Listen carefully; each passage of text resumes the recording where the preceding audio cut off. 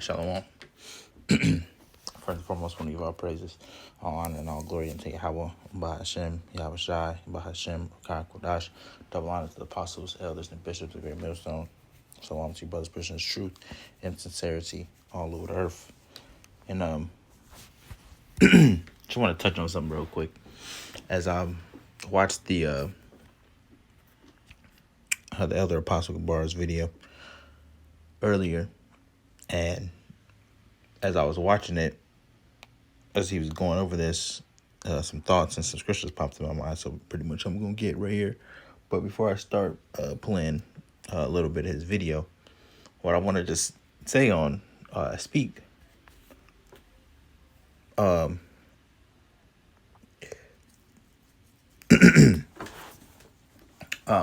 I start the video, I'm going to say a couple things. My bad, Slahi. The comment that just popped up just distracted me. That when it comes to the scriptures, all right, we've been the Spirit, the Holy Spirit has come upon us, and to understand these scriptures to the entirety. Okay. And the people. Shalom. Slahi, I just pressed the button on accident. People have to understand this.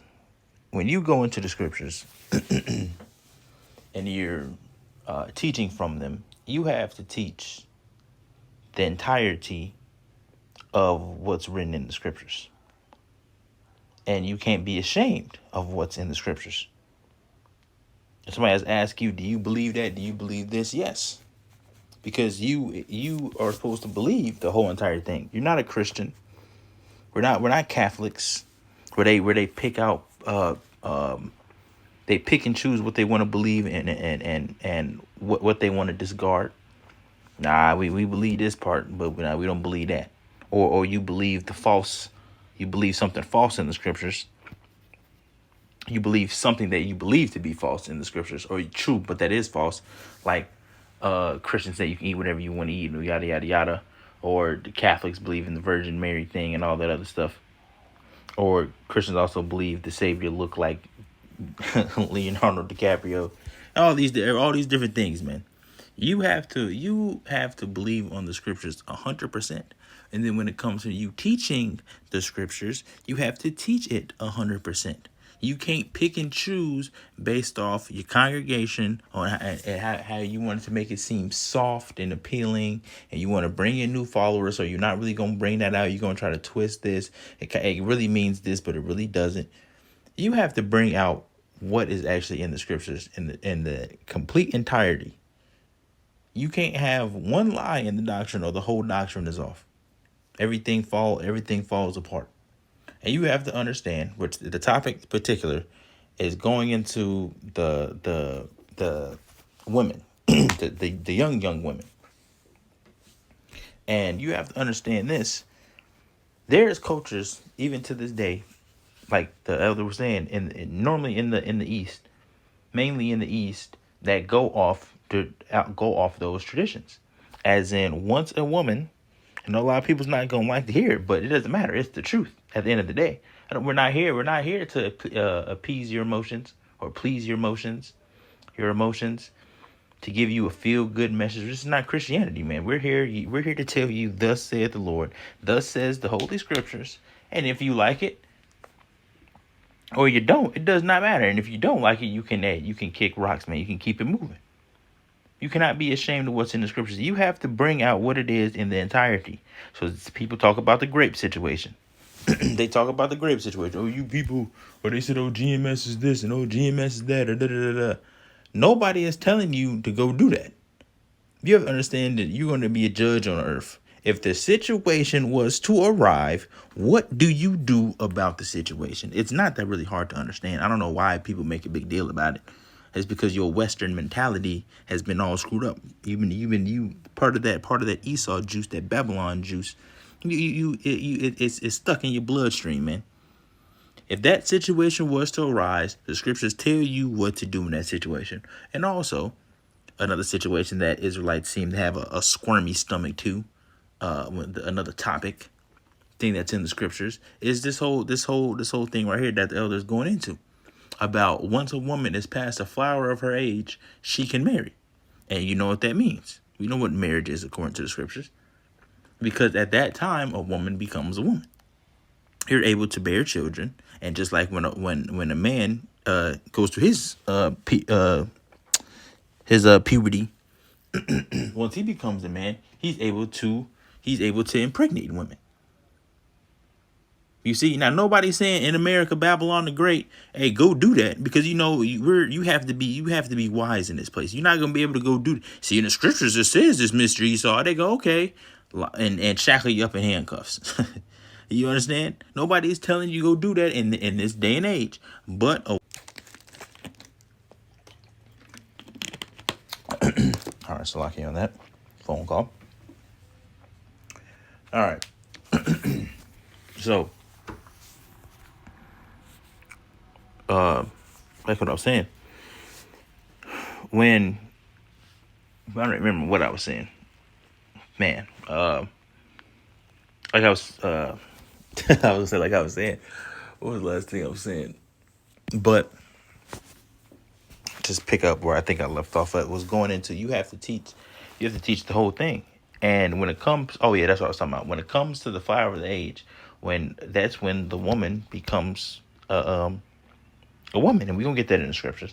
And the thing is, you have to bring out the whole entire gospel. You have to bring out all of it. You see? Because you're supposed to be a teacher, preacher, and you're doing these things, and somebody is inquiring about information, you have to be spot on with that information, especially when it's coming from the scriptures. You see, you have to teach exactly what was taught, man. Teach exactly what was taught. And you think when Yahweh Shai was on the scene, do you think that when he was teaching, do you think that he was ashamed about his father's words? Do you think that he went around and to be like and try to twist the doctrine around a little bit so he can get some followers, so he can get some money? The answer is no, he didn't.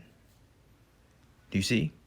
He teached and preached every single thing that his father made known unto him, he made known unto his men.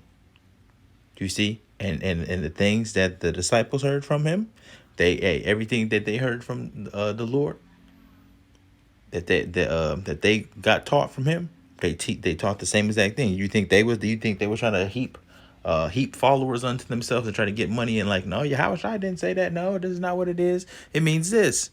No, nobody was doing that. Nobody was doing that. So you have to be in that same mindset and that same mindset to do the same exact things, man, because it's your job to do so. And you can't have one lie of the truth. You cannot twist and manipulate the scriptures to fit your benefit and then use them for your benefit as well. You can't do that. So, and the people that's doing that, the Lord sees, man. The Lord sees the people that's doing that. But at the end of the day, what's going to happen is judgment's going to start happening, because you're playing around with the words of Yahweh Bashim Yahushai. And that's not a very light thing, man. You're not supposed to be taking or adding from the scriptures. I'm gonna play a little bit of the video, and then I'm gonna get some scriptures, and that's gonna be it. Hard and work. Now she thinks she's equal to the man. Now she behaves proud against the man. Now there's no respect. See, when the husband had it where the wife stayed home and he brought the money, he was in control. But again, that was done systematically by the wicked elite to put these women out in the workforce. So now the man loses control over his woman, and before you know it, a breakdown of the family unit. I just read to you that the top wicked elite, they're trying to destroy the family. It's part of the New World Order. It's part of the Communist Manifesto, abolition of the family. I mean, I can't make it any more plainer. Okay? So, men usually marry in their mid-teens, or mid-teens, their mid-20s or older, while women married while they were still in their early teens. As they reach these ages, their parents would consult with friends to find suitable partners that could improve the family's wealth or class. Yeah, a lot of times marriage was about wealth, consolidating wealth. Two families would come together by marriage or through marriage. Okay? For this reason, there were specific laws governing marriage. Look at that. Why do older men marry younger girls? Let's see. Men may prefer younger women for various reasons, including societal norms that dictate youthfulness as a desirable trait. Absolutely. You want to get a woman when she's her most fertile, her most beautiful. Okay, not when she's all run through and broken down. Come on, man. What kind of bullshit is that? Evolutionary psychology theories that suggest men seek partners who can bear healthy offspring. And come on, people. What's the best time for a woman to bear healthy offspring? The younger look, when she reaches the age of 12, she has a period, she's able to have children. That's the best time for her to bear healthy offspring. Okay, a strong son, a strong daughter. All right, I'm gonna stop the video right there. I'm gonna get some scriptures now. As you see, and people will be ashamed to say something like that because it's not pleasing to the ear, and we're not here to please you, so it doesn't matter about how you feel about the things, man. Let's get the first scripture that I want right here. Acts 20 and verse 27. It says, Acts 20 and verse 27. It says, for I have not shunned to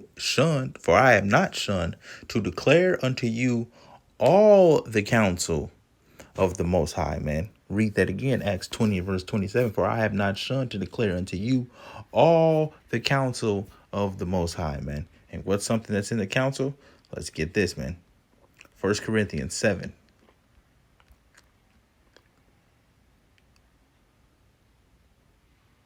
Let's get straight to the point. It says, but if any man think that he behaveth himself uncomely towards his virgin, if she pass the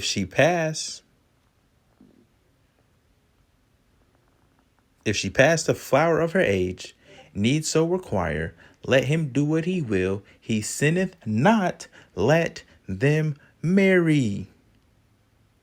Nevertheless, he that standeth steadfast in his heart, having no necessity, but hath power over his own will, and hath so decreed in his heart that he will keep his virgin, doeth well. So then he that giveth her in marriage doeth well, but he that giveth her not in marriage doeth better. The wife is bound by the law as her husband, as long as her husband liveth. But if her husband be dead, she is at liberty to be married to whom she will, only in the Lord. But the point that I wanted, it says, is in verse 36, it says, if she passes the flower of her age, and need so require, let them do what he will, he sinneth not, let them marry. And the flower of his age is what? Is when the woman gets her period, man. And it says, let them marry, he sinneth not. You understand that? That's what's in the scriptures. Now, in Babylon the Great, are we telling you to go do something like that? Absolutely not. Because what's going to happen? What do you think is going to happen? Esau is he's gonna lock you up, man. You're gonna be in the prison with all the people, with all the men. You see, you understand that? So no, we're not telling you to do that, but we're letting you know this is a custom that happens even in today's age, You see, and then you have to understand, too, if you look at other countries' laws, and how they deal with things like that, you have to understand the age of consent is different in other countries, in other places around the world. I think Japan, a boy becomes a man, I think, when he hits puberty. I think it's like 14, 12, 13, 14. And then the woman, the same thing. I know the age of consent, just talking about age of consent wise. In the UK, it's 16. But in all examples, the woman is past the flower of her age. And in Babylon the Great is what, 18? 18. You see? And that's just what it is. But we know in the Middle East they practice these customs. Once a woman gets to that thing, she normally gets promised to a man, and she be with that man, her life, her whole entire life. Do you see the arranged marriages things? And like he was also saying back then in the day, and they do it now too, but they marry close friends, close friends that's like rich as well. The Edomites, what they would do is they would keep the richest between them, like their families. So they would have one of their sons marry one of their friends with rich daughters as well, and then vice versa. They would have one of their daughters. The father would give her daughter into somebody that's rich, just like them, so they can keep the wealth going throughout their generations, man. Do you see? And it was very they show it in movies. They show it in movies that it's very frowned upon back in the days when a woman had came from a family with money. It was very shunned upon that woman end up liking somebody that didn't have money. I know they show that in the what was that movie called? I watched it for the first time not too long ago. What was it called? The Notebook. The Notebook was one of them. They showed when the girl started to fall in love with somebody that didn't have money, and their family was like disgusted and frowned upon because he didn't come from money. So they do stuff like that too. But you have to understand that you have to get out of your Western mentality, your Babylon mind state. Do you see? Because that you understand that Babylon conflicts with the scriptures, man. They also tell you can eat this and you can eat that. A man can be with a man, a woman can be with a woman. They also tell you those things. But we know that not to be true. And then if you think America is the standard, a question for you Western mentality people. If you think America is the standard, you think you can only be with a woman, a man can only be with a woman when she's 18. How do you feel about the laws in other states or other countries? Do you think that they're wrong? Because age, like I said, the age of consent in the UK is 16.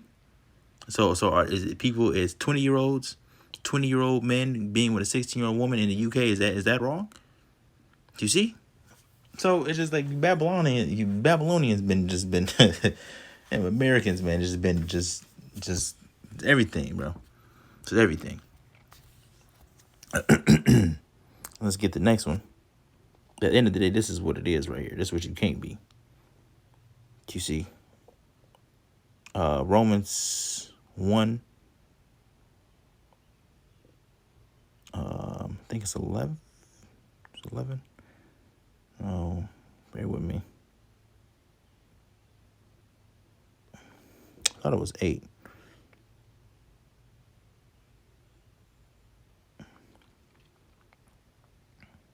Hold on.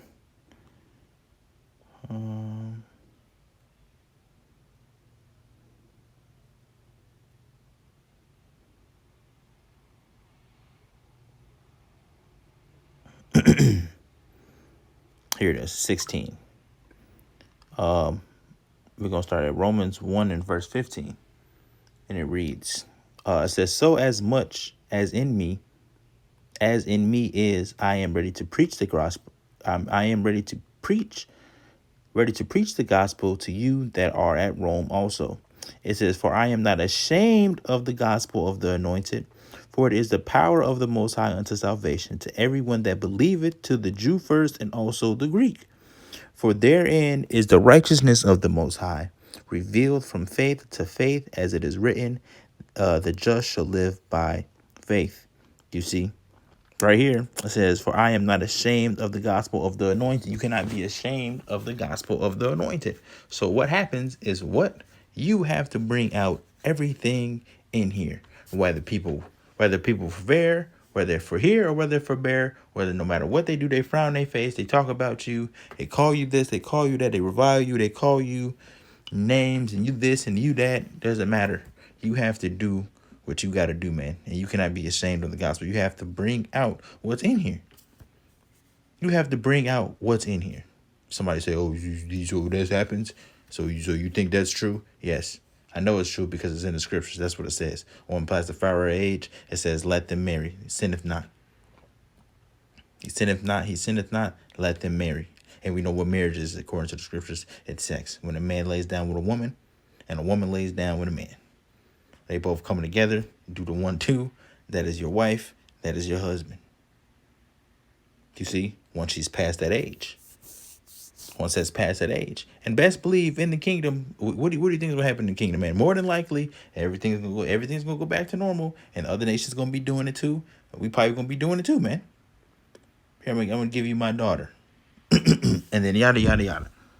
And then everybody's going to be in the right mind. So you're going to be, oh, brother, that's nasty, brother. You going off, brother. What does it say in the scriptures, man? What does it say in the scriptures? Nobody is telling you to go out and go do that. You have to be wise. Obviously, you're not going to do it in Babylon the Great because you know what's going to happen to you. You see, but that's you being ashamed. And what did the Lord tell Ezekiel? Let's get Ezekiel. What did he tell Ezekiel? It says the prophets call Ezekiel 2.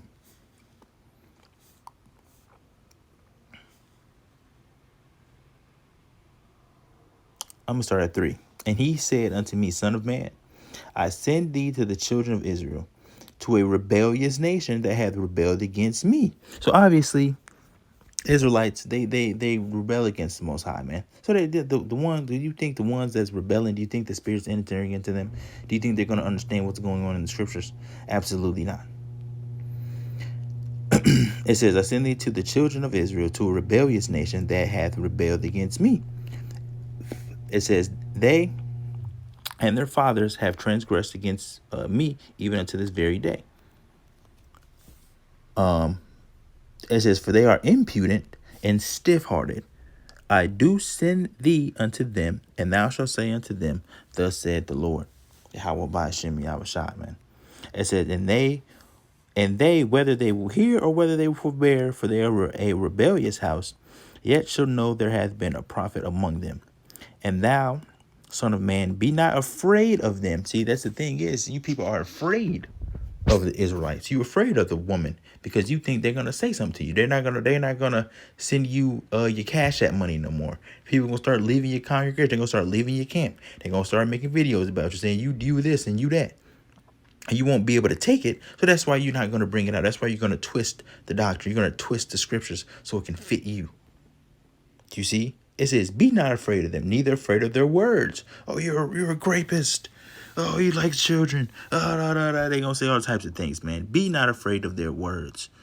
Though briars and thorns be with thee, and though thou dwell among scorpions, be not afraid of their words, nor be dismayed at their looks, though they be a rebellious house. They're gonna make face. They're going, oh, you do that? Oh, the scriptures say that, and you believe that? Oh no. They gonna, well, these people did not my God. These people, not my Jesus. These damn Christians, these damn 2/3 wicked ass niggas. They go, not my God. No, that's not in there. You reading that wrong, brother. See, they gonna make faces at you. They gonna squint their eyes. They gonna make the stank face. They gonna do all types. They gonna say evil. They gonna speak evil.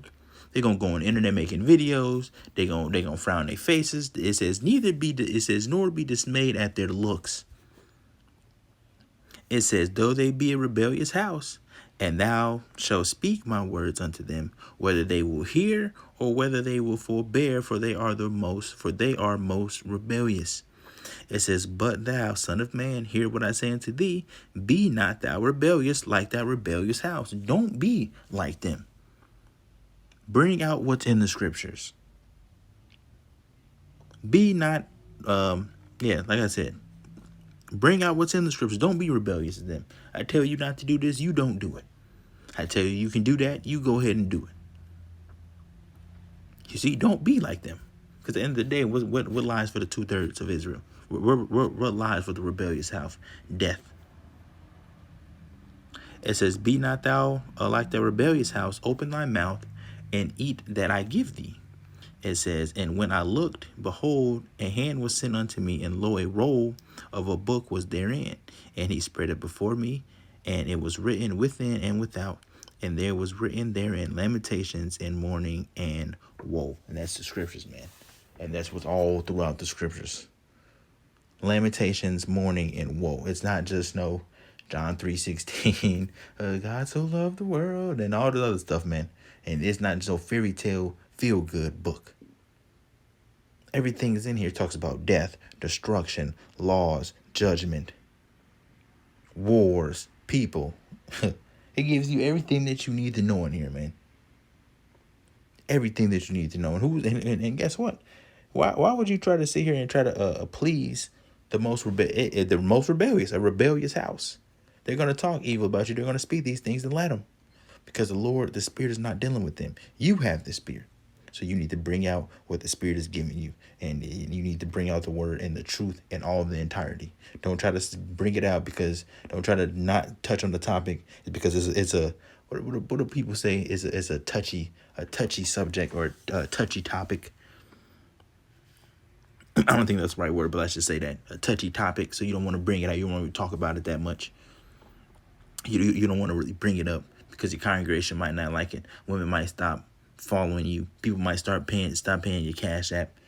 People might stop subscribing to your page. You can't go on your interviews no more. Your worldly stuff, Sakari. Oh, can't go on Adam 22 no more. Can't doing these things. Just bring out what's in the scriptures, man. The Israelites is going to do what they're going to do, man. Them same rebellious people that rebelled long and long ago, they're going to do the same exact thing. There's nothing that you can do. They're going to rebel. Israelites are going to rebel. They're going to rebel. They're going to scoff. They're going to mock. They're going to laugh. They're going to do those things. It doesn't matter. So bring out the truth, man, at the end of the day. And I forgot what I was going to name the video. I had it earlier when I was listening to it.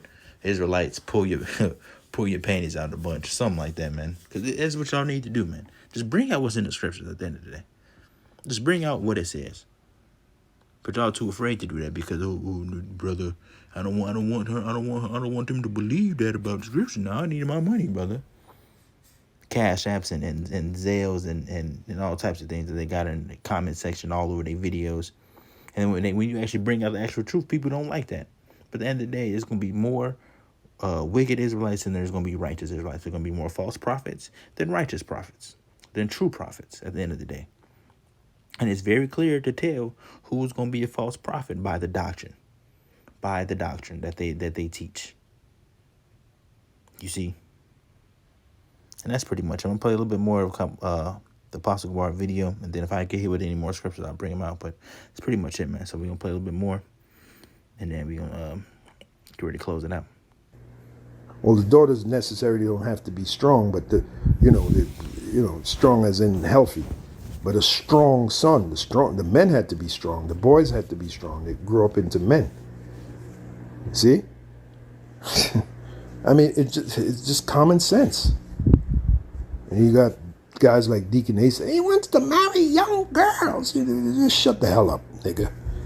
I can't wait till Yahweh Shemi Shah shut your mouth permanently, man.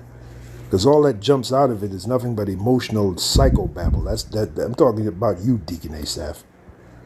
You're a joke. Anyway, let's read that again. Men may prefer younger women for various reasons, including societal norms that dictate youthfulness as a desirable trait. There you go. Evolutionary psychology theories that suggest men seek partners who can bear healthy offspring, and personal preferences based on physical attraction and energy levels. All of that is common sense. A woman is her most physically attractive when she's young, especially when she's very young. Okay, her body is developing. Okay, yeah, man. Now you say that, and then people in this society look at you. Oh, you're a pedophile. Yeah, okay.